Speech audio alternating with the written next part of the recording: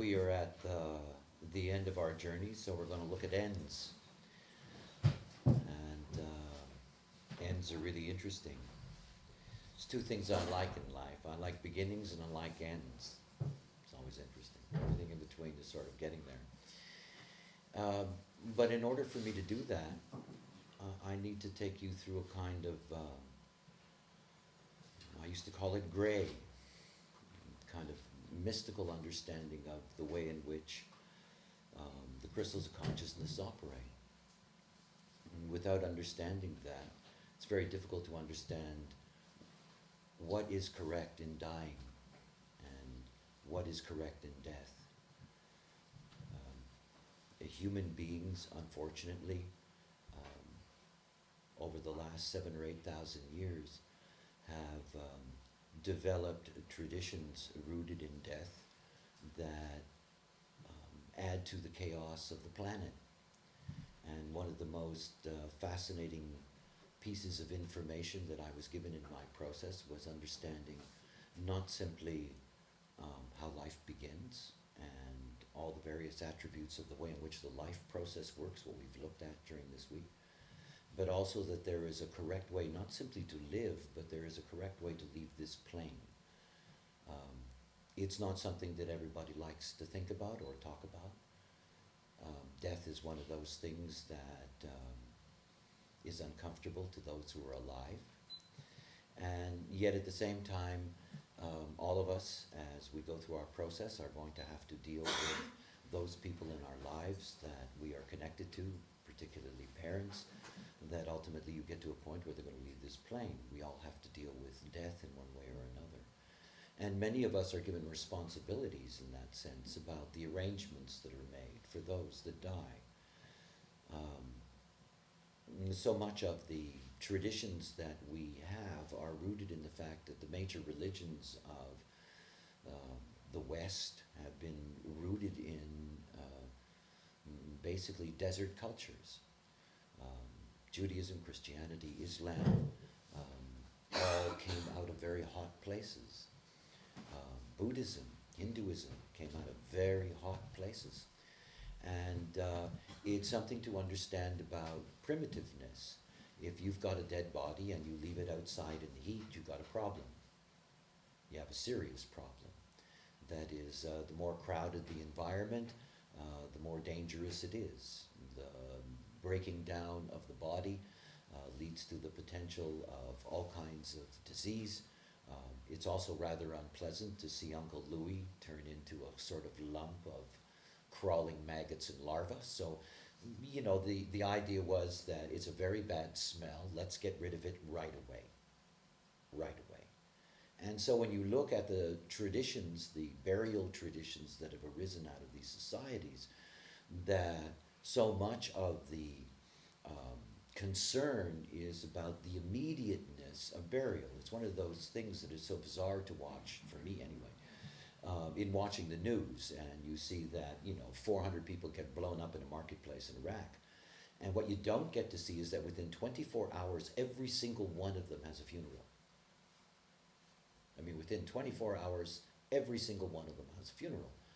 If you go down to Benares and the Ganges, and you watch the bodies coming through, those fires never stop burning.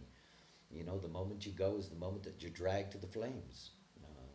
It is simply the way in which these cultures, this is the way in which they deal with death. It lacks an enormous amount of awareness. So let me take you on a bit of a journey. I'm going to be an old-fashioned teacher here. The Earth, and basically around the Earth, at the beginning of our process, and I don't know if my numbers will be right, but it doesn't matter, I'm not counting, there was basically 16 personality crystal bundles. They're called faces. As a matter of fact, those faces are coordinated to the quarters of quarters. That is, every 4 hexagrams has a different face. That face, in essence, is a godhead. Basically, what you have in these crystal bundles, these are called primary crystal bundles, is that you have, untold millions of crystals. there's no way to really get into the numbers of that.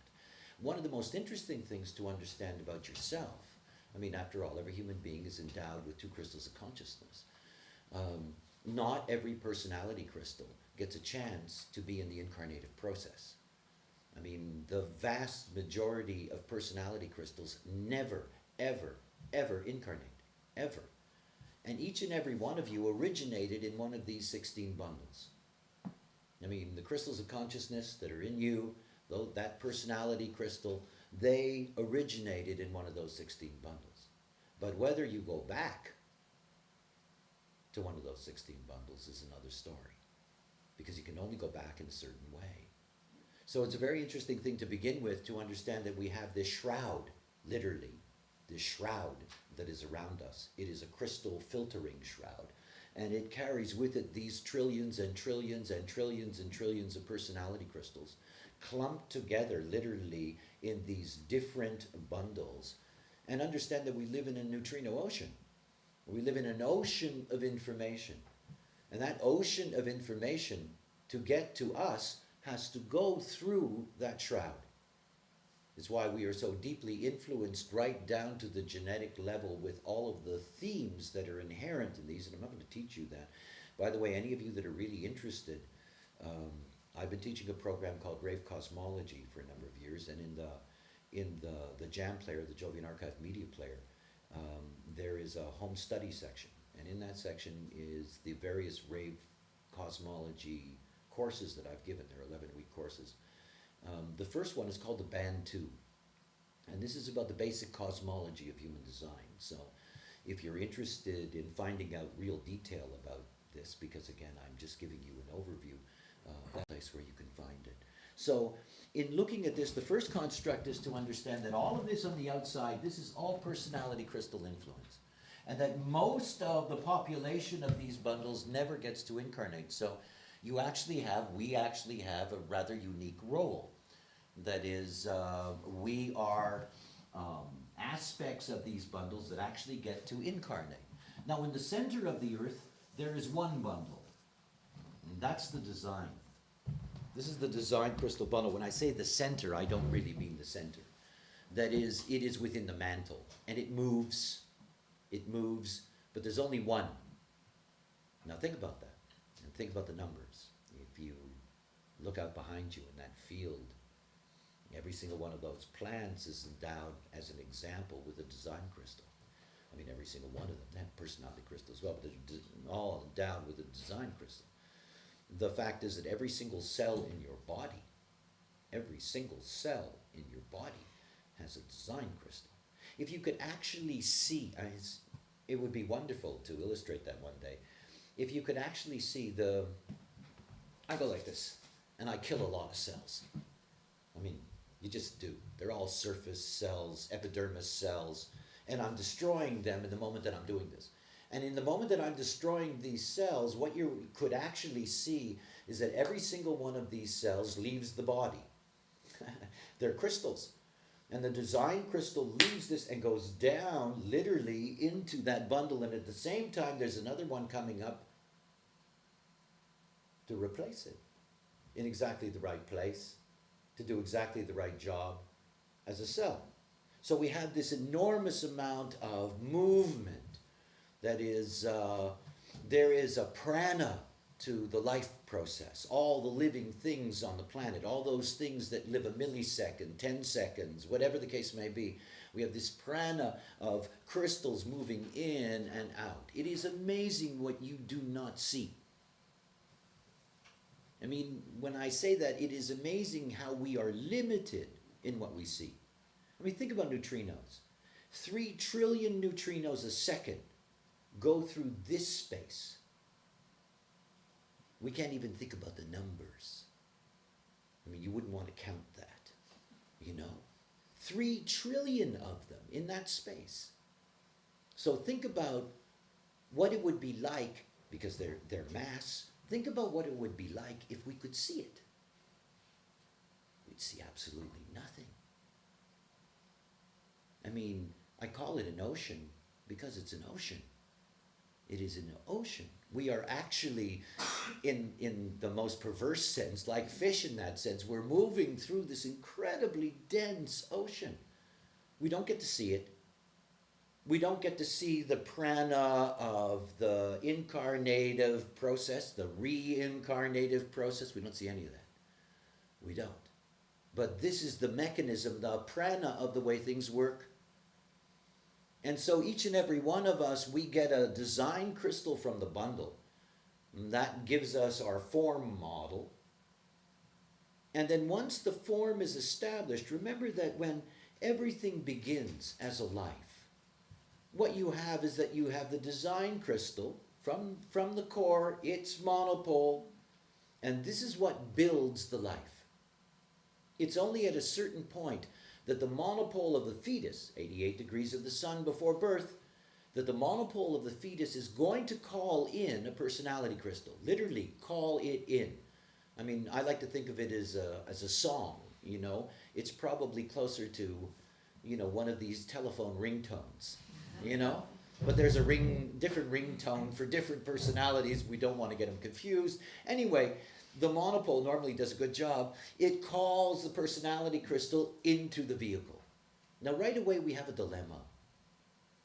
You know, this is what I've been trying to illustrate to you all of this process together, is the handicap of personality. Personality has a deep limitation, and as a byproduct of that, our minds become our deepest limitation. And all of that starts with the understanding that the form principle and the life and its potential genetically and everything else is established before that personality is called in. And the personality is called from one of those bundles, one of those faces, and it comes into the body, and it's only coming in, as a matter of fact, it's my standing joke about hats. You know, your personality crystal is never in your body. I mean, if you look at the body graph on the wall there, you'll see that the head center sticks out of the diagram of the body. I mean, it's not for aesthetic purposes. I mean, the personality crystal does not even sit in the vehicle itself. It sits in the aura. So there's the personality crystal. It's dragged down, has no choice, is dragged down by the monopole, pulled to this form, and then the arrogance of it that it assumes that it's in charge of the whole damn thing, you know, and goes about destroying its life through its interesting not-self processes. Now something has happened. According to what I was told, each and every one of us have an opportunity.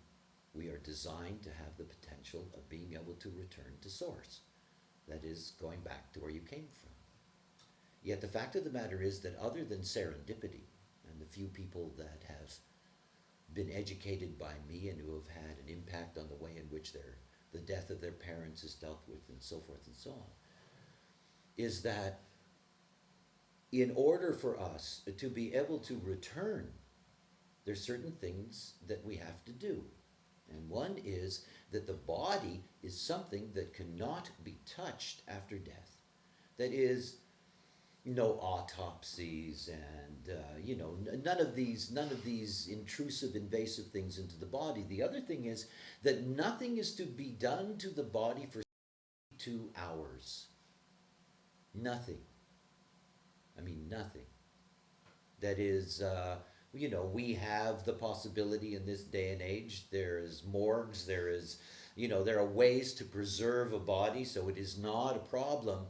But the fact of the matter is that the body is to be left alone for 72 hours. It's enormously important because it's in those 72 hours that you get the only opportunity in your whole process to just be personality. You know, the dream of Buddha, you know, how magical it might be to remain conscious beyond the body. And one of the things that we get is something that is rooted ancient traditions, whether it's the Tibetan Bardo or the Egyptian Bardo, all of them understood that there was a process of journey. I mean, we know that. We know that scientifically now. We know so many people who have come back from being dead. Death on the operating table, and they're revived, and the descriptions that they bring, and all of these various things. We know that there is some kind of exit strategy, so to speak. I was given the Bardo, the mechanical Bardo process. It's something that I'll give you an idea about in the second half of this. But the thing is that we have a dilemma. And the dilemma is that in the last particularly 7,000 or 8,000 years, as we have expanded in population, as it was less possible to do what the American Indians love to do, which is that when you're ready to die, you go up in a tree and you just wait. And you die in the tree, and nobody comes. The birds come. The sun bakes you. Eventually it all falls apart, dust to dust. We haven't done that for 7,000 years. For 7,000 years, we've been organized into very specific burial rituals.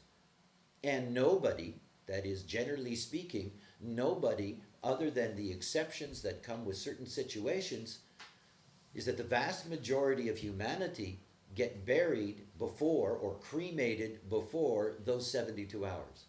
That their bodies are, things are done to the body to prepare it for whatever it is and so forth and so on. Or in the modern sense, people who immediately are taken in for autopsies to see what the cause of death was and all this stuff.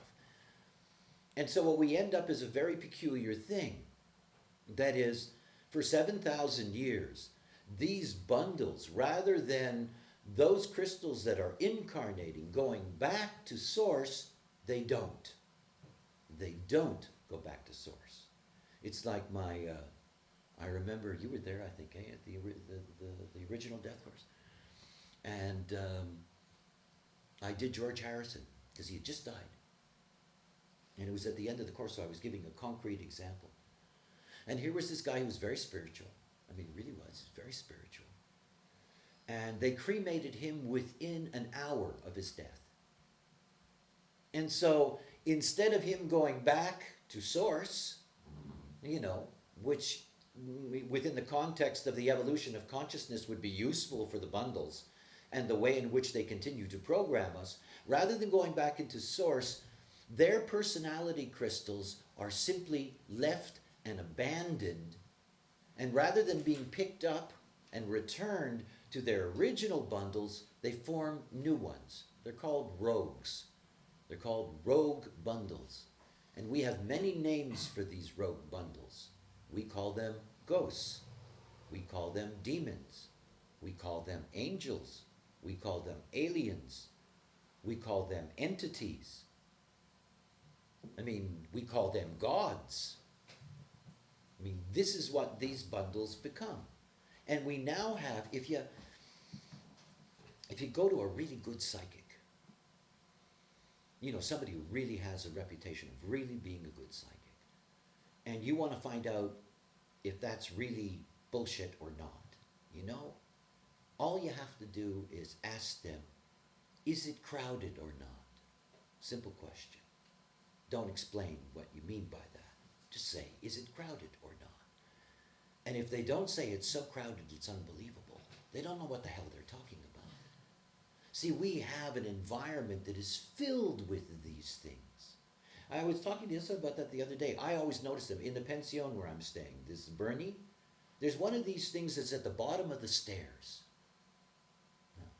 I'm a mystic, so pardon me, but what to do. There's one of these things that's at the bottom of the stairs. I don't know how long it's been there. Maybe it's been there, 200 years. And when I say one of these things, it is a bundle. It's not a vast bundle like these with trillions and trillions. It usually has tens of thousands. Some of them are rather big. It's been going on a long time. The vast majority of human beings that incarnate now, crystals of personality crystals that are incarnating now, the chances are slim that they'll ever get back to source. which means that these bundles, these rogue bundles, there's more and more and more of them. You can tell by the media, can't you?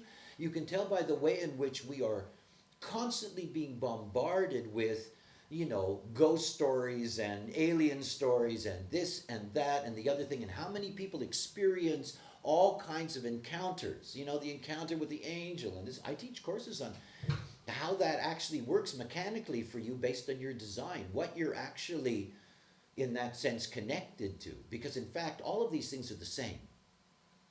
I mean, they're all the same.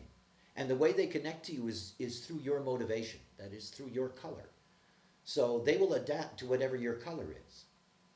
And of course, everybody lives in transference.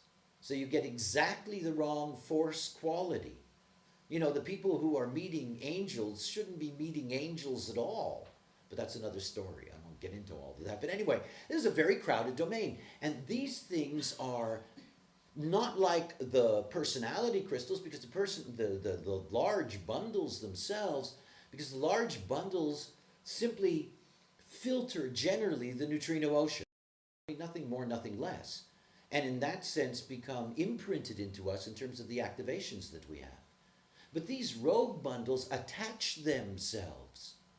And they attach themselves to the auras of people, of places. And so they end up being companions, you know? And of course, they're all around, all of them. And there's more and more and more of them almost every day. And you see, if your personality crystal ends up in a rogue bundle, it will never reincarnate. Never. See, I understand the evolutionary process and the way in which the mechanics operate. We have an enormous population explosion that has been taking place during the cross of planning. When the cross of planning ends, the population diversity will be over. We've had this enormous expansion in order to be able to have as many biological mutative potentials as possible, in order ultimately to get the mutation that we're being geared towards, for that mutation to arrive. What that means is that out of these bundles, these primary bundles, billions now, billions and billions of personality crystals have come into form, never to return to source and never to have the ability to reincarnate again. You know, this stuff where you hear with people talking about, you know, how many incarnations they've had and blah, blah, blah. You know, the chances are that that is an incredible lie. I mean, an incredible lie, because unless they've been very, very lucky, or unless most of their incarnations go way back, the fact of the matter is that the chances are that this is their first incarnation and they'd like to have 30. And it may be the only one they ever have. It's clear to me that most of the beings that are alive on this plane today, that this is the first time that they're in and the last time that they'll be in, because they're going to end up in these rogue bundles. They're going to end up in these, I call them disposal units. I mean, that's my name for them, because that's what it appears to be to me, that they are disposal units. You know, you need the personality crystals in order to be able to have the functionality of the form. After all, we are binaries. And they're necessary because we need to have a biological mutation that is going to move us forward in the evolutionary program. And you have the sacrifice of all these crystals of consciousness coming in simply once to provide the possibility of the biological potential. And then they're disposed of, because they never get back to source. They just don't.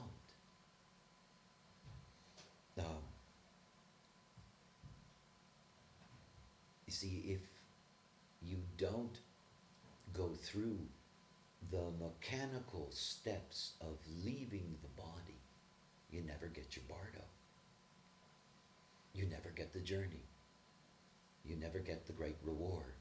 See, the personality, you all know how the personality suffers in these bodies. Oh, does the personality suffer? Does the mind ever suffer in these damn bodies? Always fighting to try to control them and all the stuff that the not-self does.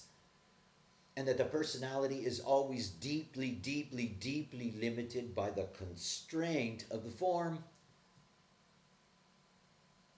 And you see, the only opportunity that you have to really experience personality consciousness is in your Bardo. I mean, there is no other way to experience pure personality consciousness other than through the Bardo. And the reason for the way in which that works, think about you get the design crystal,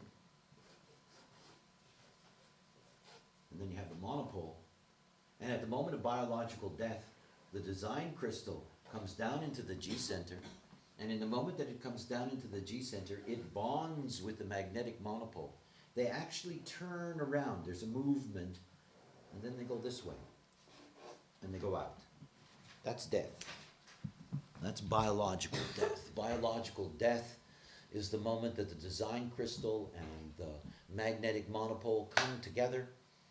You know this channel that goes right down the center of the body graph? And you know where you have the 60th gate that's at the top in the middle, and there's nothing underneath, at least no gate. There is gate. It's a death gate. It's a doorway. They go right out, right through the bottom, and that's the end of it. And the monopole and the design, if I could put it that way, are really happy. They have each other again. You know? They lock together. They never have to do that job again. Something interesting to think about your form. You know, it's a one-off model. One-off. It's not like that design, you know, is going to come back and be a vehicle for some different personality. It isn't. It does its job, it goes down, it's over, and there's the personality crystal sitting there, left, you know. I mean, you have to think about what personality is. It is the only way that the evolutionary process can measure the viability of our form. Everything about life is about cognition. This is what we're here for. I mean, we're expressing that in one of the highest ways we can in this process. I mean, it is all about cognition. Evolution is about getting to a point in which the potential of awareness in form is there. You can see it, consciousness in form, that an actual vehicle can produce the byproduct that we call this illusion. Nobody understands how that works. Nobody. No scientist, nobody. Nobody really understands what mind is. Don't even understand, in a sense, how it even exists. I mean, brain, yes. And you see, this is the magic of form. I mean, the easiest way to understand that is to take two sticks and you put them in your nose and you push upwards. It's called a frontal lobotomy. Instantaneously, you're going to be at peace. You know? I mean, your mind isn't going to think about anything. Nothing. You know? It's because of the box. I mean, mind is limited by the frame. You know, it's like your computer. You know, the computer is the vehicle. And then you've got your little software program. The only problem is that your computer can only handle so much. You stick that software program in there and it won't work. You know, this is what we're like. It's the box that makes everything happen. It's your brain that sets the foundation for the potential of mind. So everything about the evolutionary program is, can we build a box that's conscious? You know, this is the program. So the personality is a necessary evil. You know? Because it's the personality that filters the possibility of what the brain provides.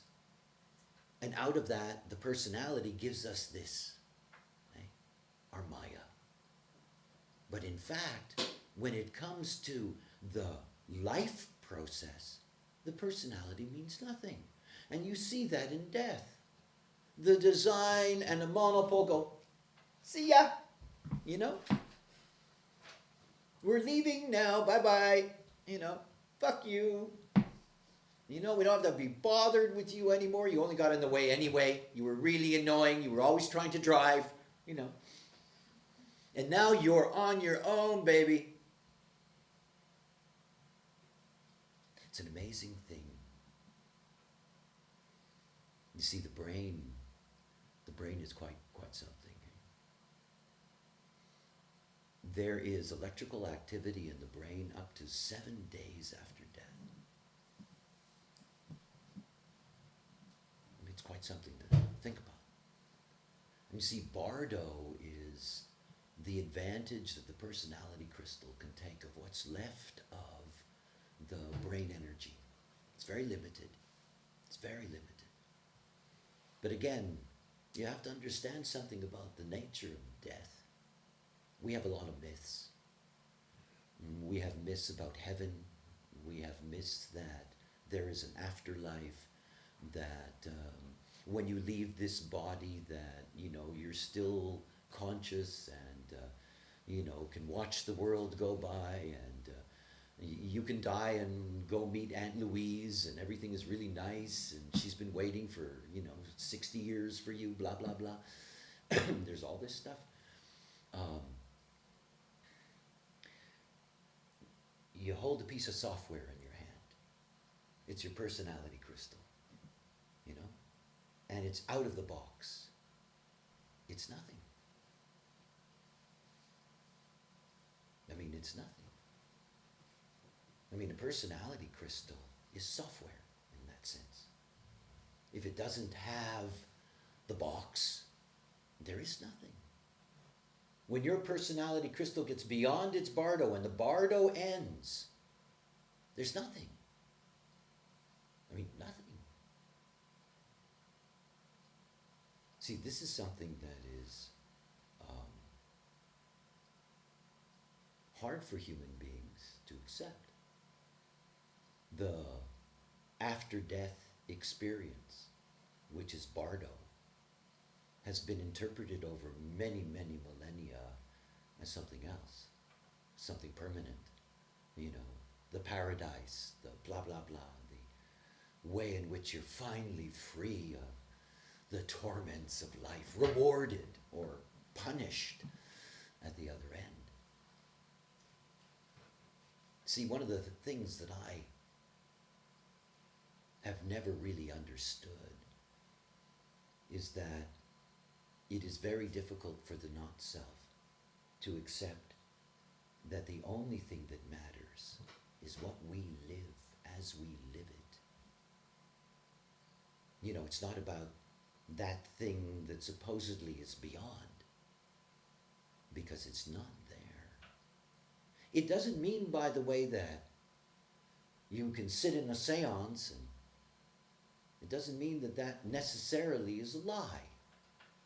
I mean, you know, somebody's personality crystal that is out of manifestation, is out there in a bundle, and the neutrino stream is going through that crystal, and there happens to be a circumstance that is reminiscent of that person, and you can get a feel of them, but they don't know that. I mean, they don't have a body, they don't have a brain. Everything about our life, everything about all of this is that it is temporary. It's why it's so important to be aware. It's here. It doesn't matter whether you had another life. You don't really remember it anyway. It's not like it would do you any good if you did. I mean, this is it. This is the whole thing to grasp about life. You know, this is where it is. This is where the privilege is. This is where the beauty is. It's not in something beyond the body. That's a cruel, cruel hoax. Because it isn't. And even if you're fortunate enough in your process to leave this plane correctly, and you have an opportunity to come back, it's not like you remember. It's not what it's about. We're not here truly to remember any of that. It's not what the program designed us for. It designed us to implement evolution. I mean, you know, from the program's point of view, we do not matter other than for its goals. It's all very, very impersonal. It's us. It's this life. So, you know, there's this biological death and the design and the monopole say, good, done, over, terrific. We did our job, we're finished, boom. And there's the personality crystal. And if that personality crystal is allowed, it's 72 hours. It will get something that is deeply, deeply satisfying. It will get its Bardo journey. And it will be able to go through the 3 stages, because Bardo is a 3-staged process. It will be able to go through its Bardo process, and it will be able to leave this field in stillness and be able to return. It is only those that get to return that get to return. You know? If you don't leave this plane correctly, there is no possibility of that. And of course, the continuity of consciousness suffers in that sense.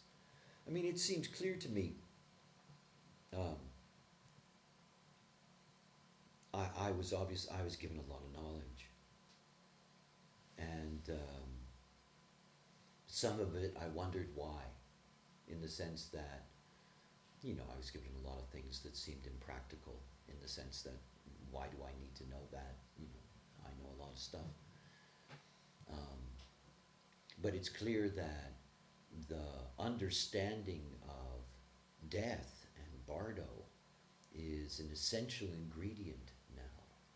I mean, it actually represents the first new approach in that sense, or a new understanding about what it is to be here and what it is to leave. I have many, many friends of mine now, not just friends, colleagues, students. There's a lot of dying going on right now. I have many students who are in their 50s. They have parents who are dying like flies. And it is a fascinating thing to be a part of their process of being with their parents and taking their parents through this journey. And what's so fascinating about it is that to be there in that process is also the ability, within the context of design, and I'll sort of show you how that works, that you can actually go along with them. I mean, you know what they're going through. You know the stages that they're moving through. Many of the people who have shared that experience with the death of their parents, the stories they tell are absolutely fantastic. I mean, it is the way we're supposed to leave this plane. And it's necessary that this is basic knowledge that needs to be available. I don't think that there's anyone in human design who doesn't need this knowledge. I mean, it is essential information.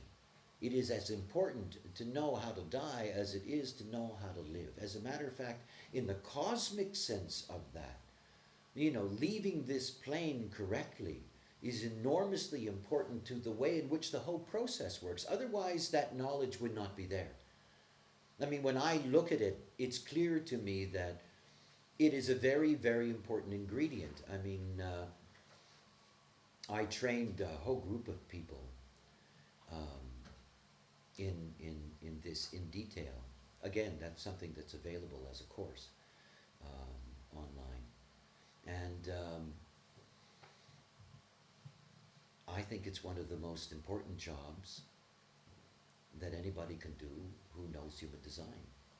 I mean, not everybody is here to be an analyst, not everybody's here to be a teacher. There are people who are dying all the time, you know? I mean, death is something that never stops.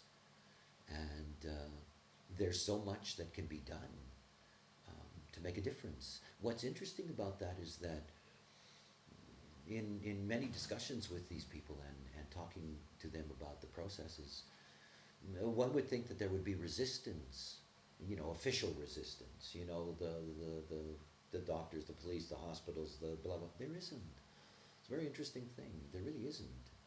It's just a matter that you have to be committed to that kind of process. And of course, in some ways, this is very, very difficult to do.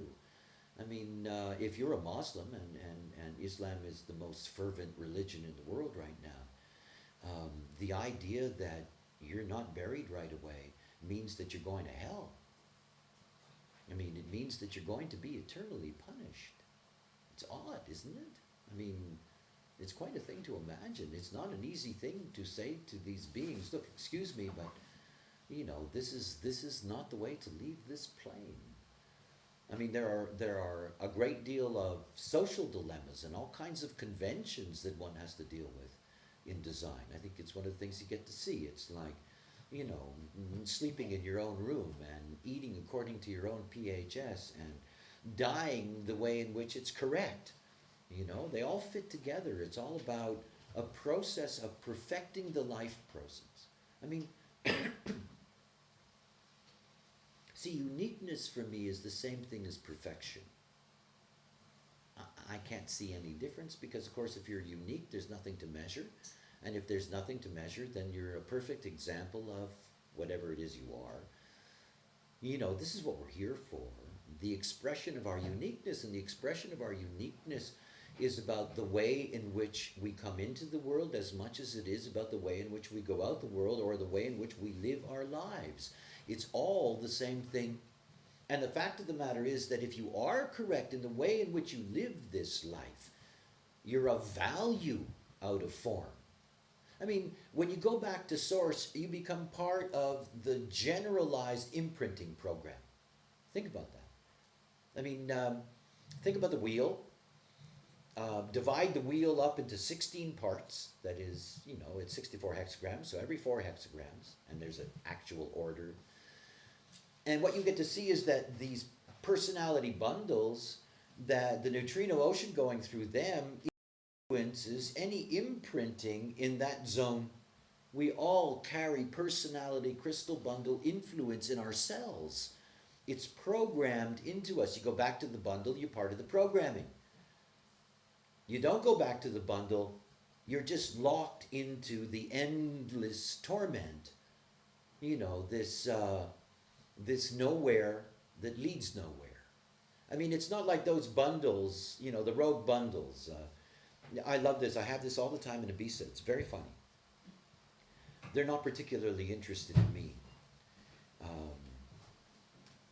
for whatever reasons. But anyway, whenever I teach at the Ibiza event, there's always at least 2 of them, and it doesn't matter whether I'm in a different place, teaching in a different environment, and I feel them. I don't know how to describe that either because it's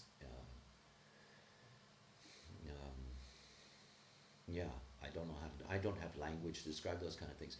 I have 3 open motors, and I am deeply, deeply sensitive to frequency. And I've had a lot of experiences with the other side of the curtain. So there are certain qualities in the frequency that I recognize. And often with these bundles, I experience them in the same way that, even though you don't see something move past you, somehow you have a feeling, because you felt the frequency of it, that it's moved past you. I mean, I watch these things. And I watch them going through the group. I mean, moving around. But the personality crystals that are a part of those rogue bundles, they don't know what the hell's going on. I mean, they don't think that they are something. This is out of form. They are, there is no brain, there is no collective consciousness field. This is just a gravitational, created union. But us, when they attach to your aura, that's the moment that people have their so-called mystical experiences, which is really very funny, actually, but I don't want to get into the black humor of all of that. First of all, it's never the right experience. That is, the vast majority of human beings operate in transference, and these rogue bundles, they are attracted to frequency. That is, they're attracted to your frequency and your personality frequency. So the motivation of your personality. So, the fact is that you might have a two personality and a second color personality, and you're actually here to experience the demon bundles, which are very interesting, by the way. But instead, you're in transference and you get the entity bundles. And by the way, the bundles are the same. It's you that changes the interpretation of the frequency. Now, the moment that you're in transference and you have a connection to one of these things, you can easily become obsessed. And you all know people like that. The angel people, the people that feel that they're being tormented by demons, and, all the people that see aliens all the time. And it's these rogue bundles. And there are more and more and more of them, literally every single day. There was a friend of mine in California, and she had gone to a friend of hers, Chinese woman, very well-known psychic, mystic, blah, blah, blah. Was a friend of her, very old woman. And this friend that I knew, she used to go over there and he used to help her clean up her place. She had, clients that would come in and out. And she said one day they were just having a conversation over tea. And this old woman said that she didn't think she could do the work anymore. And my friend asked her why. And she said, it is so crowded. I mean, it is so crowded. It is such a distorted frequency. She said, I just don't like taking it in anymore, And I mean, she noticed because, she, as a child, she was already like that. What she's noticed is that in the last 50 or 60 years, this enormous explosion in the crowdedness, and again, it's a byproduct of, for example, the population explosion, the world wars, all of these kinds of things. There's this enormous explosion of consciousness crystals who do not return to source. It's all about returning to source. And all of this is a very simple mechanical thing, like everything else connected with human design. It is a mechanical thing. The dilemma is the belief system of those people you try to help. I can remember talking to my mother about this. It was hilarious. I said to her, look, Mom, do me a favor, okay? Just don't let them mess with your body for 3 days. And she said to me, I'm going to be dead. What does it matter? I mean, what does it matter? And of course, it's not only that. You have people that are religious. You have people that have this and that. There's all these things to deal with. And yet, there's very little that you can say to them. You can't, you can't prove what you can tell them. They have to love you and trust you. I mean, that's all I said to my mother. Look, you trust me. Just trust me. It's okay. I know you'll be dead, but just trust me. I mean, it's something to see, and it's very, very important. And you see, those who know become the custodians of the consciousness field, because literally that's what it is. I mean, as I said to my students who I trained in this, my hope is that many of them will go into hospice work, and be there for people, because it's very detailed, by the way. This whole system of knowledge that I was given, the Ray Bardo, is more than just about the death. It is about the sequence of dying. It is about the stages of death that come into the life. It's very, very detailed information. But the most important thing is that people get to know that, and that more and more human beings have an opportunity to leave this plane correctly. I know that in the larger sense of the word, there is this, well, what is all that for? Correctness leads to a unique frequency. If that unique frequency returns to source, it means that it's going to impact the rest of the process on this plane. It isn't like you're going to know that. It isn't like you're going to be consciously a part of that. But in fact, the very experience of your existence and the quality of the frequency of your own personality crystal is something that's going to become part of the way in which the planet is programmed. It also means that these crystals that return to source within the context of the neutrino ocean, this is frequency that becomes homogenized in that bundle. So in fact, we bring the experience of our process back. The dilemma that we live in now is that it's not so much that these bundles are being depleted, because as I said, the numbers are unbelievable.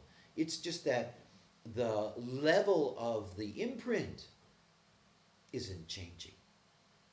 In other words, the way in which we have been imprinted by the program, the personality consciousness program, it hasn't really changed much in about 7,000 years.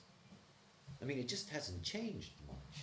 It's why, there is nothing new coming from the personality. This is all new because it's coming from the design. It's coming from the personality. The personality consciousness has been stuck for thousands of years because it's not being replenished. It isn't. And you see, we're at the end of a process. Not only are we at the end of a process, not only are we simply in the context that you're familiar with by now, that we have a cycle coming to an end in 2027, we have a new evolutionary process that we're involved with, but according to the knowledge that I was given, we're at the end of a round. That means in about 1,300 years, all of this is going to come to an end. All of it. All of it. Now, there's something beyond that. I won't get into that story. It goes on for another several billion years. But this process, this cycle, is coming to an end. And it means that only those crystals of consciousness that get back to source are ever going to go on in this process. I mean, the rest will be annihilated. Literally annihilated. So, though it isn't going to mean anything to you in the sense of, yeah, so what? It's not like you're going to remember, blah, blah, blah, all of this stuff. But to really understand the continuity of it, I see our personality crystals, like our design crystals, are relatively eternal. I mean, we're all carrying personality crystals that are 13.5 billion years old. And we're at a point in our history, that long, long history, and there's been cullings before. A culling is when you reduce numbers in any kind of group. We've had cullings before. We have a major one coming at the end of this round. And it means that only certain crystals of consciousness go on in this process. It means that crystals of consciousness that have been around for 13 billion years are suddenly going to be at the end of their journey. So all of this, at least from the way in which I can interpret it, this information is essential in order to get, the level of consciousness enriched in all of this. And that can only happen by those that return. I mean, those that return to source. And you can only return to source if you die correctly. There is no other way. And you cannot do that alone, obviously. You are going to need allies in your own process. I mean, it's written in my will. My wife knows, my children know. I mean, you try to touch my body after I'm dead, they'll kill you. They know. I mean, there's no way that I'm going to wander around for eternity in one of these rogue bundles, caught up in somebody's stinky aura. I don't want to do that. It's not for me. And so you need to have, in that sense, those that are going to help you in that process, because after all, you can't help yourself in that. And where we learn this experience is with, those people in our life that we become responsible for. Those that are leaving this plane, that they know. There is a great reward, though. I mean, I'll show you after. I mean, this is the reward of the personality in what those 72 hours can be. And by the way, that measurement of time, 72 hours, that's a reference point from the outside here in the Maya. On the inside, that 72 hours is very different. There is no time. I mean, there is no time. So it's a very different thing. We don't know how to experience that, but it's a very different thing. The Bardo experience is deep, and it's rich, and it's long, and it's extraordinary, and everybody gets a unique one. I mean, you get the Bardo that's there for you, you get the journey that's there for you, and your personality gets this beautiful kiss-off, you know? That's what's so nice for the personality. I mean, at the end of your Bardo, you don't mind, you know? It's like, okay, I get it, you know, because this is where it all is. This is the only moment, the only time in your existence in which you're not going to be controlled by your form. It's the only time that the personality is going to have the illusion of its wholeness in and of itself, and it will get its personality experience. So in that sense, dying becomes something to look forward to. I mean, I'm looking forward to it. It's too bad that I won't know exactly what Bardo is before I die, you know, because that would be fun, you know. I mean, but I'm looking forward to it. It's bound to be really interesting, you know, and I want to see what that is. I want to have that journey because that is the completion of my process. And the moment that I am in that Bardo, it will be clear to me, however that is experienced, that it's all been okay. It's all been correct, you know, and I can leave this plane in grace and with honor. It's the way to go. So it's one of these things, it may be the dark end of the street. Not everybody wants to talk about death, but we all have to deal with it. We all do. And you see, anybody who is educated in this knowledge, you're privileged in this. You're being given a roadmap to living uniqueness in your life. You get to live your perfection. You get to live the way this whole process is intended to be experienced. And that means that you need to complete that process. And then in the sense of worthiness, however we want to look at these things in words, is that you really earn that return. And that return means a lot. I mean, it means a lot to consciousness. And yeah, anyway, let's have a break. What day did you die? Because the funeral was on the 11th of September. On 9/11, that was the funeral. Right. I don't know. That was I have to 9/11. check in the MMI to know the actual I think date. I think it was the 30th of August. Uh-huh. So the funeral was 9/11. Right, okay.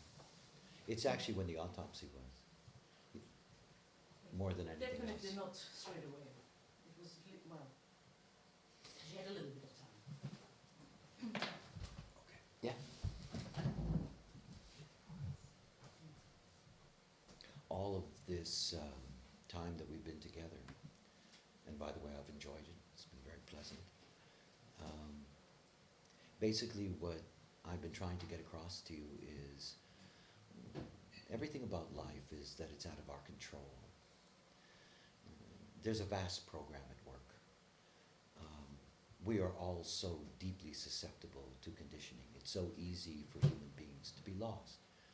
And at the same time, understanding that that is our planet. It is the planet of the lost. You know, this is where everybody lives as not self. You can begin to see that this process of discovering your uniqueness is something that only you can do. I mean, that is the most difficult thing to grasp about this, is that it's only something that you can do. It isn't something that anyone else can do. It isn't something that anyone else can do for you. It is nice to have support, I know that. It's nice when you have moments like this and you have different people who are involved in the knowledge, and you know, it is comforting to hear the way it works for others and the process and all of that. But in the end, life is a moment by moment existential experience. we're here right now. This is our process. It isn't about what was, what might be, what could be, what should be. It isn't about any of those things. It's never truly been about any of those things, but the more intelligent we've become, the denser the Maya, because we make it up, the more complex it seems that life is, the more complex it seems that the processes of life are. We understand the biological constraints of this life, the limitation of our bodies, our gender, the limitation in our relationships, the burden of our responsibilities as a bioform to reproduce, to maintain shelter, food, all of these things. To be here on this plane, as we well know, is a very difficult thing. And yet, you have to see something. You have to begin to enjoy your privilege. And I really mean that. Because if you don't enjoy the privilege, you are lost.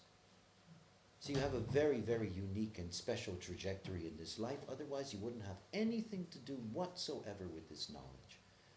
And this is not passing knowledge. This is not something you take in because it's interesting, because it's not what it's about. It is a basic formula that provides anyone, with an opportunity of being able to navigate in this Maya correctly. And the beauty of this is that it's not what I say. It isn't. It isn't about trusting me. It isn't. It's never been about that. It's you that you've got to trust, not me. Don't count on me. I'm a manifester. You count on me, and you see what it says on my shirt? I just turn around and walk away. You got to count on yourself. When I first started my work, I made my living mostly by doing readings. And I was not the kind of man that had ever really been social. And I was certainly not the kind of man that was ever interested in anybody else's problems. It wasn't my thing. And so I was very naive. That is, I was very inexperienced in social interaction with people. I had very little concept of how they saw their lives, themselves, all of these things. I had never paid any attention whatsoever. And I started to sit with all these people and take them through their design, and I realized it was very upsetting to me. I realized how much these people disliked not just themselves, but life. I mean, life.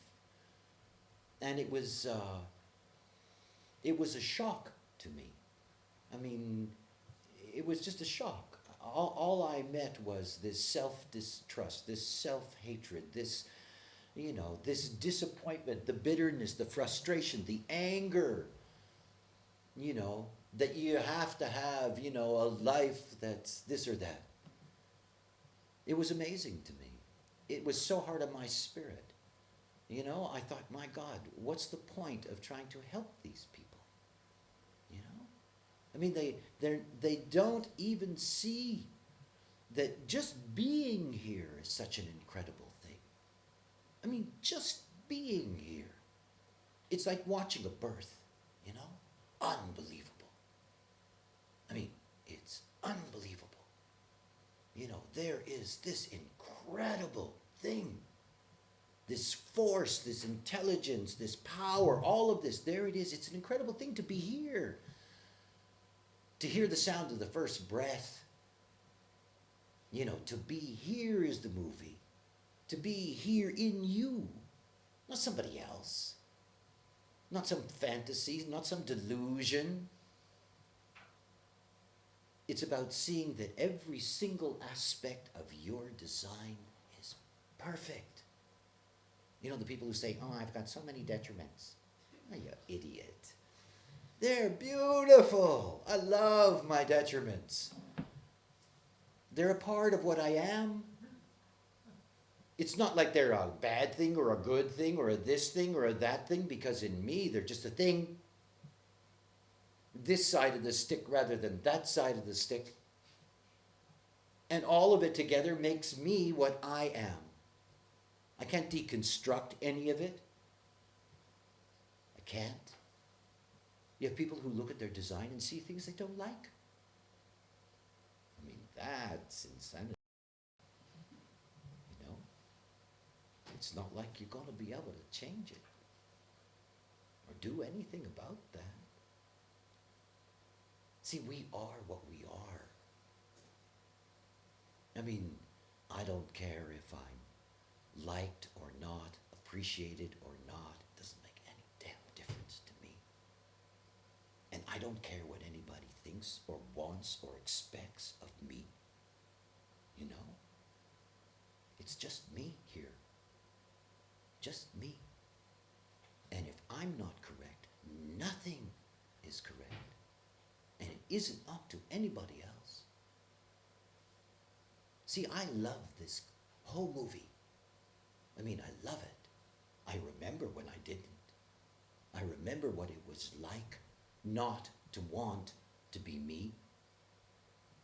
You know, I know that. Sick and tired of the not self and the dilemmas of the not self and the horror of what it is to be not self. And you get hurt and you hurt people and it goes on and on and on. Terrible. And then you discover how it works. And it's so amazing. Because you finally get to appreciate what this is about. You see, we have a tendency. We are conditioned to be sheep. We're conditioned to be followers. We're conditioned to accept the authority of all kinds of forces in our life. And in that we get lost. We do not trust ourselves, love ourselves, rely on ourselves. We don't stand in front of the mirror and smile. You know? We don't. We stand in front of the mirror and wonder, you know, about this or that or the next thing. We don't see how special we are, how unique we are, what that means to be unique. See, this is about your spirit. I can't do that for you.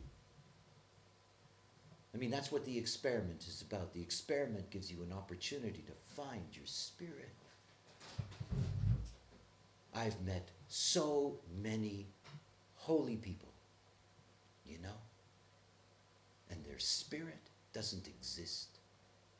It's not there. And I don't just mean ordinary people. I mean people who are gurus and masters and all that crap. And it's not there. It isn't. You see, because that spirit isn't something that comes because of somebody else. It's not dependent on somebody else or circumstance or situations. It isn't. It has to be there in you. And only you can get there. You see the dilemma of this woman's life. What a mess. And you know, she's a human being. We empathize with it. After all, what a tragedy not to live out your potential in this life. What a tragedy not to know the beauty of what it is to be you.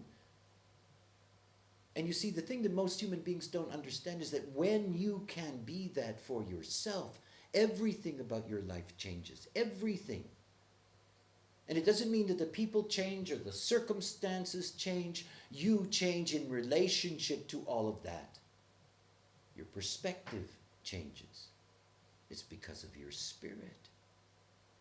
It's this spirit of love, self-love, not vanity, not I'm terrific, blah, blah, blah.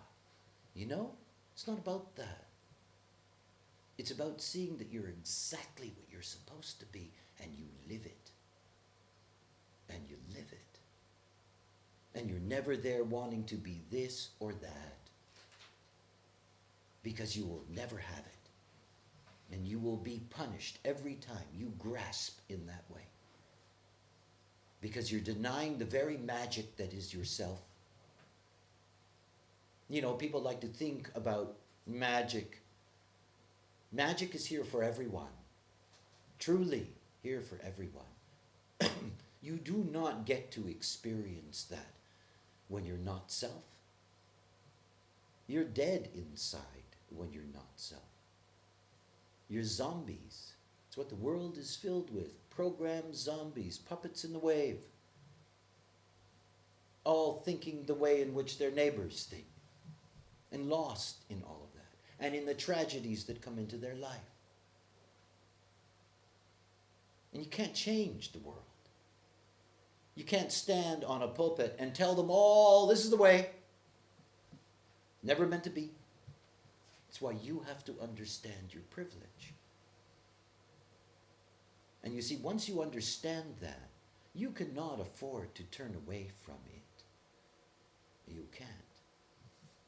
You want to end up in the shadows, in some rogue bundle, spending whatever time is left being nothing. You know, what a waste of a long journey. Right? What a waste of a life. She never got to live out who she was. She never got to see that, you know, what was going to be there for her in this life was going to be something so special because it's for her. I mean, this is the thing when you live your own life. You get who is there for you. You get to see what you're here to see and competent to see. And the challenges that are there for you in this life are a pleasure, not a curse. It's just what we move through on this plane. You have a manual. You have a manual. These vehicles, this is the life. If you treat them with respect, they will give you what you need in this life. They will give you a chance to heal your spirit. You have to heal it. You know, no God, no guru, no saint, you know, no friend, no lover, no child. It's your spirit. This is the whole story. It isn't about anything else. It's about you. You know, it's the thing to grasp. This is the most personal knowledge you'll ever receive. And nobody can know what it means for you. Nobody can see. I can read charts. I cannot tell you what this true self would be like. Because she would be like what she is. And she will have her own unique authority. And she will see the world in a unique way. I don't know what her way is. I can just read the generic. A lot of people born around the same time as me, in the same year, on the same month, on the same day. They're not me. And we're pretty similar. But they're not me. You see, we are here to stand out. You are here to stand out. See, when you're correct, it's noticed. When you're correct, you begin to affect the world around you. You move differently. You see differently. You begin to understand something. If you're not toiling in this life, if you're not driving towards things in this life, only then do you get to see that you're rewarded. Boy, does that enrich your spirit. You know, the projector that gets that first really incredible invitation. It's like, wow, you know? It's an incredible reward to be correct. And out of that reward, what you get is the enriching of your spirit so that you can love yourself. How you care about what other people say, what they think, what nonsense. This is the way you're held as a prisoner in this life. There's so many people who have the opportunity to live their uniqueness and give it up because of what is around them. Lose it. They don't want to be different. They don't want to have to deal with it. You see, this is the loneliest thing you're ever going to do. Because this is what it's about. To be alone. We are alone. Doesn't matter who's there near you. Oh boy, are we alone. And I'm not talking lonely. I'm talking alone. We are alone in this. And And we have to be correct within ourselves because no one is going to do it for you. Nobody. You can sit at the feet of anybody. It isn't going to change anything. I deal with ashram tragedies every day. People who think that they can get what they need from somebody else. Well, you can't. It's a lie. It's always been a lie.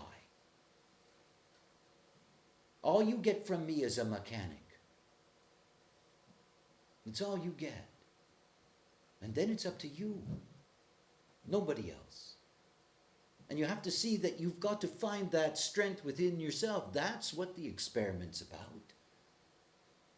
Your little training wheels, to find what is your power. We are powerful beings.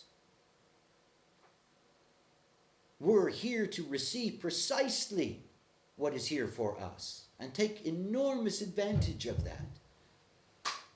We're not here to suffer. We're not here to be lost.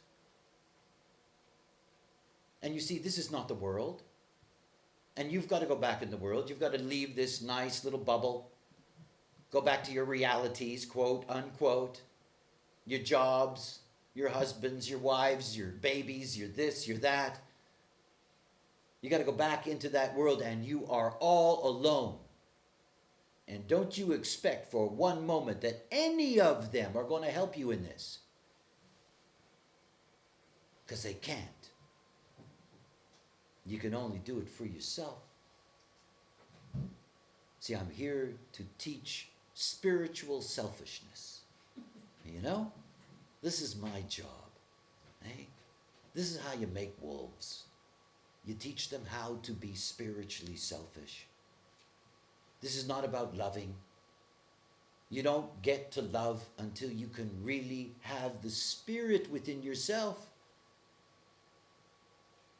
It's just about understanding that if you don't do that for yourself, you're never going to change the way in which you relate to others. You're never going to change who's there for you. And you're going to be stuck in the same stuff over and over and over again. And if they don't like it, there's a door. Because you're not going to get another chance. You're not. This is it. You never get another chance. And nobody's going to do it for you. You have to understand that. And when you're feeling very, very, very alone in your process, you're the closest to the truth you're ever going to be. Because this is where we all are. I am very, very, very alone in this form. It is the only way. And out of that, I can reach out when it's correct. That I can live this life on the mundane plane and not lose my aloneness, my authority, my self-love. And I tell you, I don't care what it would cost me. There is absolutely nothing that will change that. I mean nothing.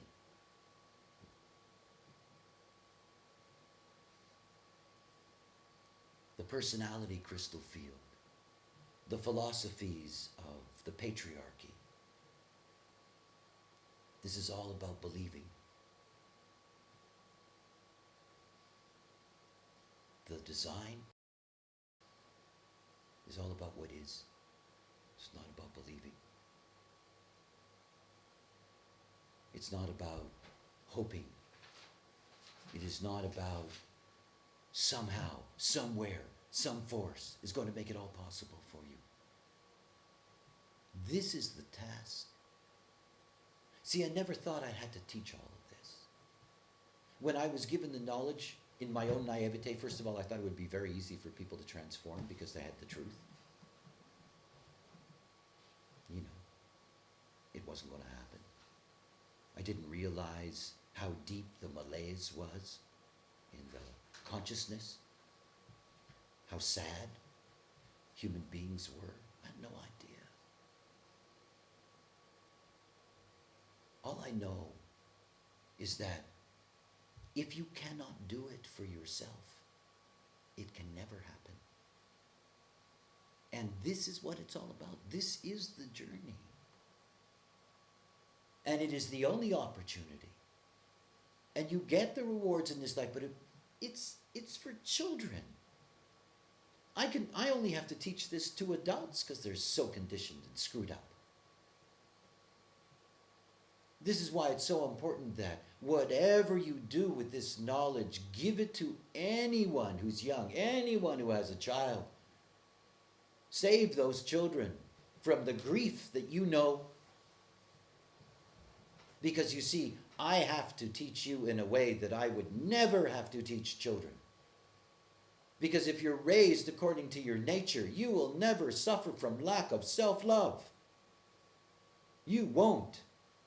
It won't be your story in this life. It won't. You won't want to be somebody else. It doesn't work that way. But adults, the layers and layers and layers and layers and layers of all the things that never worked for you. You know? The dreams, the fantasies, the delusions, all that stuff. The pain, the discomfort. The conditioning that you had ever since you came into the world with the first food put in your mouth. The ignorance of your parents and not understanding how to treat you as a human being. The conditioning of your schools, your friends, your lovers, your children. And then all of a sudden, someplace in the middle of your life, you find out this. I love my students because I know that any new knowledge has a generation that sacrifices. Have to. But you're the generation that sacrifices. You're the ones that, have to go through a process of trying to get rid of all that stuff. And in the future, that shouldn't be necessary. I mean, this is an interim step. I could never get this knowledge to children unless I taught mothers. So I've been teaching mothers for 20 years, At least I knew that it would get to those and they would have a chance. And see, here, there are times that I say things during the course of these days where I can feel impact in people. And I am very open in terms of motor, and I'm very, very sensitive to frequencies. I know what's here in all of you. I can feel it. This is the not self. I can feel the not self. I know what it is. I know what it means to be a being carrying and storing and holding on to your pain. How hard it is for human beings to just let go of their pain. And it's just a game. It's the way they reinforce their malaise in life. It's the way they continue to be unhappy because unhappy is all they're used to. Not liking themselves is all they're used to. Old habits and patterns. And they hold on to them. It's about letting go. Surrender has no options. Like half pregnant, it doesn't work. No options. See, to be privileged doesn't mean it's easy. It doesn't. As a matter of fact, what you go through, what many of you have gone through, is perhaps one of the most difficult things that a human being can do. It is not easy. Nobody knows the mind better than I do. I know the traps. I know how profound the conditioning of mind is. I know how beings are tormented by their minds. And at the same time, you can just let go. You can. It doesn't mean those thoughts go away. Mind is mind. It will always be mind. It will always do what it does. But it doesn't mean you have to care about what it does, or that you have to take it personally, or worst of all, make a decision because of it.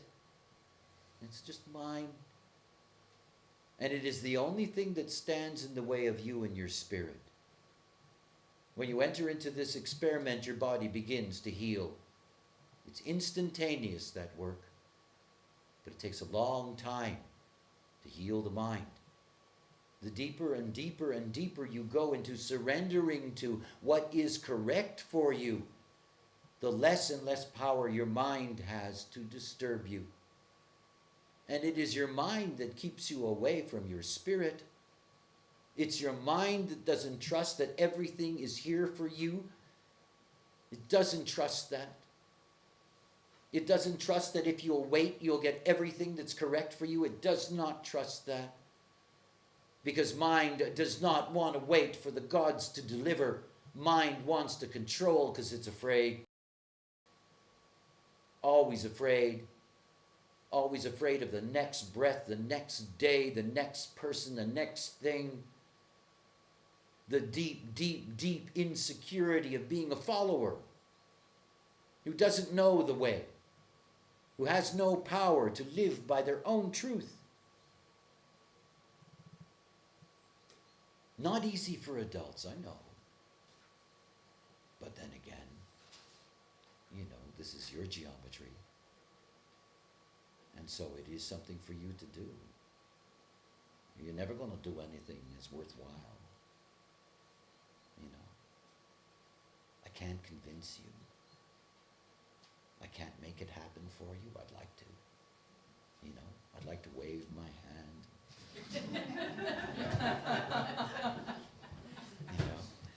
Let me bless you, my children.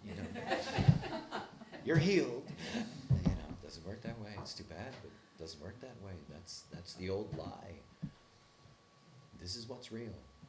It's us. It's just us. See, I'm here to live as God.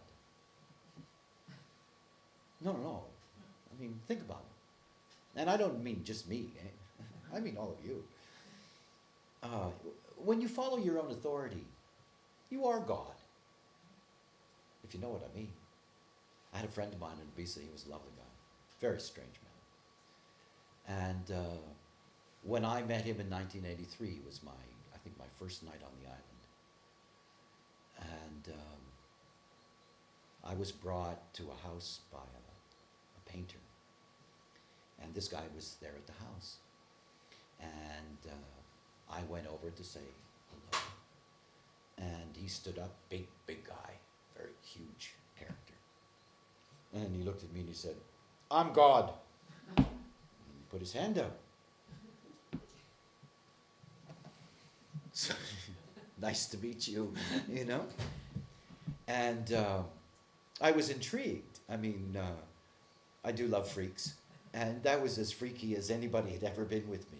Nobody had ever introduced themselves to me as God. And of course, this was one of his standard games. So I sit down and he looks at me and said, "You don't believe me, do you?"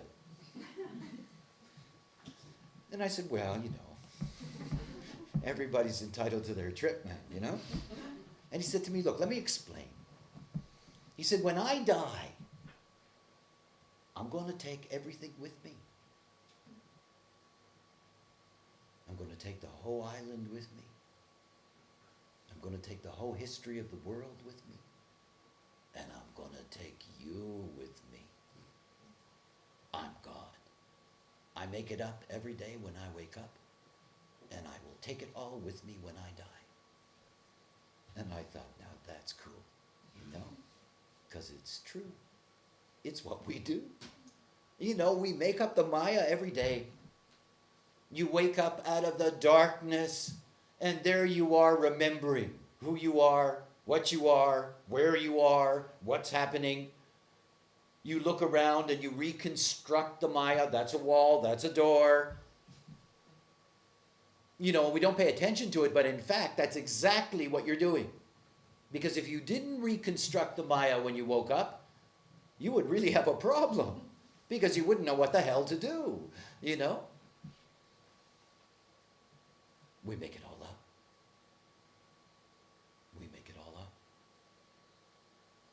take it all with you. Because we are all alone. It is the monopole. We are held together in this illusion of our separateness.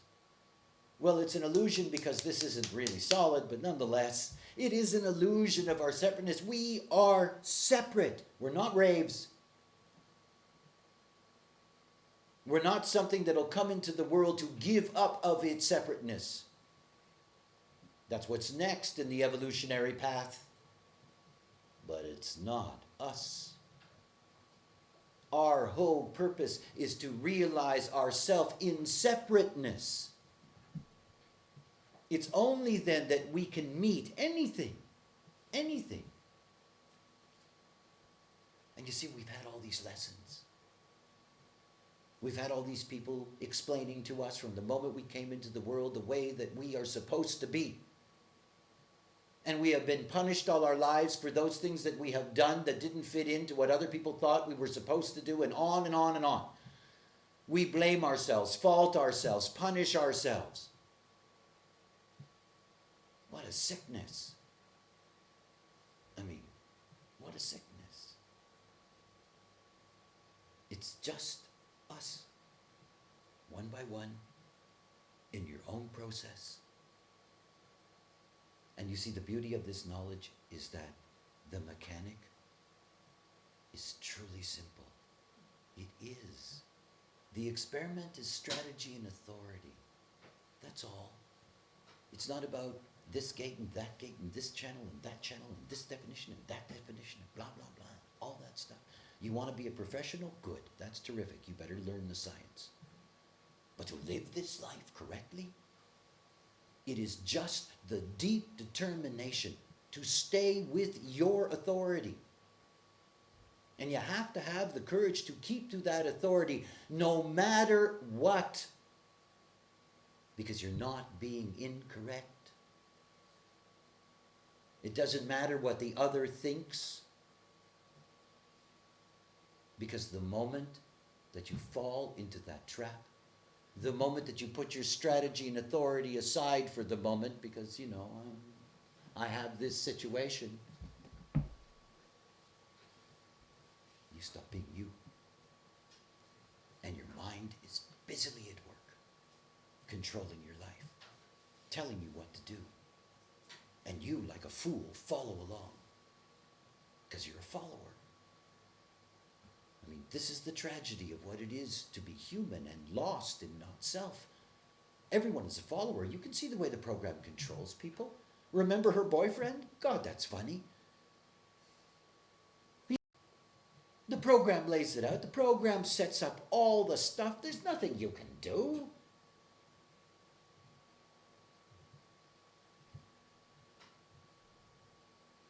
It's each and every one of us. It's just you. It's the most important thing to grasp. It's just you, and it's a simple thing. Forget about all the complexity. Forget about trying to get into some psychological dervish of rationalization and explanation. Just live it. That's where your wisdom comes from. It doesn't come from thinking about it. It comes from living it, because when you live it, you finally begin to see. It's like all those people after, 7, 10 years in design. One of the most common things you hear them say is, now I really get this. Sure, you get it. You're living it. Then you see what it really is, how it works. And it begins to expand your consciousness and the way in which you look at things. It says something else. You have to do this alone, but you have to live in the world. And you have to live in the world with others. If you do not demand your respect of what you are, you cannot live in the world as yourself. You have to demand respect for what you are. Otherwise you can't. And you have to see that the externalized, extended network aura that you have is going to change. It has to. Not everyone out there is going to accept that you're God.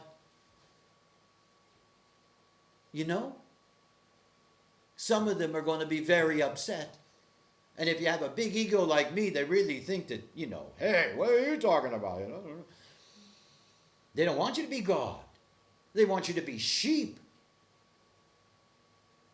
They want you to do what they always got you to do. They want you to behave the way in which they can control you. And they don't think that way. Not self lives that way.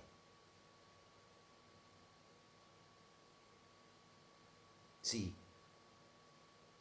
the mind has all these illusions about, I cannot risk my relationships, I cannot risk this, this will cost me, that will cost me, blah, blah, blah, all that stuff.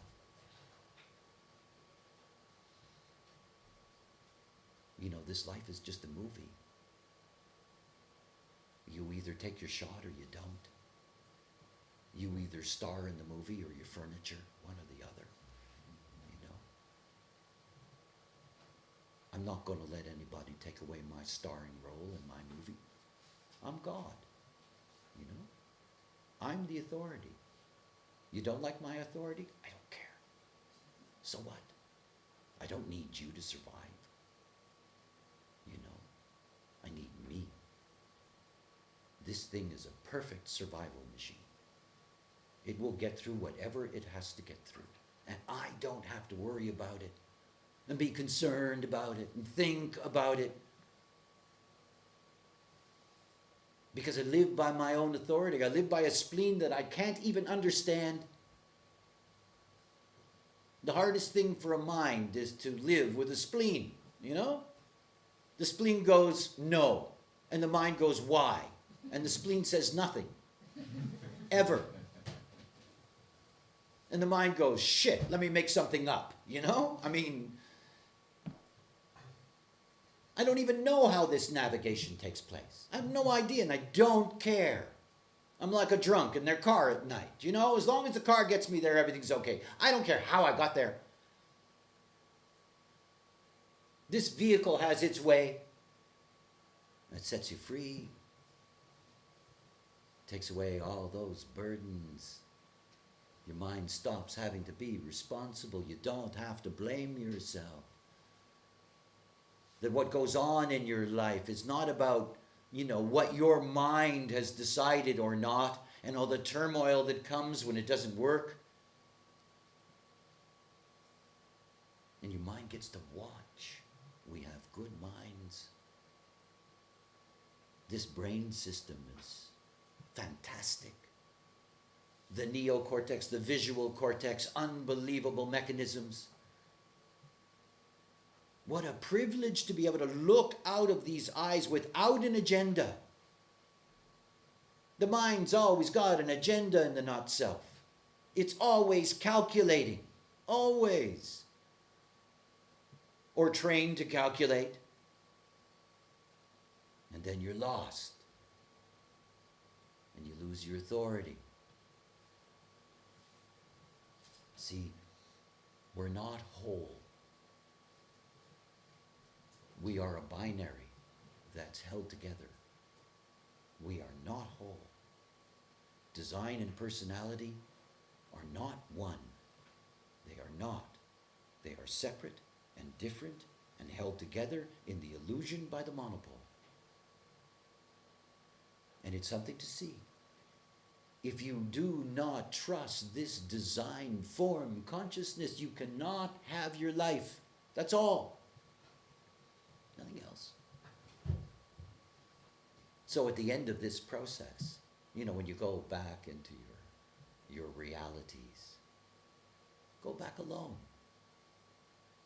Doesn't matter who's there to meet you. Go back alone. Go back as your own Godhead. Go back as your own authority. And see what happens. This is what it's about. This is the great joy in the adventure. Let me finish her story. We've seen the whole dilemma of this, and I just want to give you a taste of the death. Can you give me just the next slide? To be very simple, at the moment of death, the line, control people's lives by promising them this or that at the end. And by making that promise an eternity. You know, the eternity of hell or the eternity of heaven. I mean, oof, that's quite a manipulation. I mean, that's an incredible way in which the program of the homogenized moral society can control everyone. You know, if you're bad, you're going to hell. You're going to burn in the fires of hell. You're fucked, you know? So you better be good, and you better do as I say. And, you know, this is the way humanity has been controlled forever. But like everything, that when you get down to the reality, when you actually see the truth, that is, when you see the mechanics, what you get to see is, in fact, this is a deeply limited experience. It's limited. Now, it's limited in the sense that we can see it from the outside as a 72-hour program. But as I said, on the inside, it isn't, because there's no time. That is, there's no framework for time. One has no idea. I have no idea. I'll find out, but I won't be able to tell you, unfortunately, but I'll find out, you know, how much inner time is inside this outer time. Because my assumption is it can be vast. I mean, it can be vast. We have no idea. You know, none. Because we are so used to dealing with time within the construct, the form. So this process here is what's led to all our myths. And yet we have to see that in order for us to leave this plane correctly, we have a unique exit. We don't have the same exit strategy. And by the way, it gets quite sophisticated how deep you can go in the nuance of what those bardos are. These are just generic themes, after all. They're line themes in that sense. The bardo line themes. It's unique. We have a unique way out. It's just for us.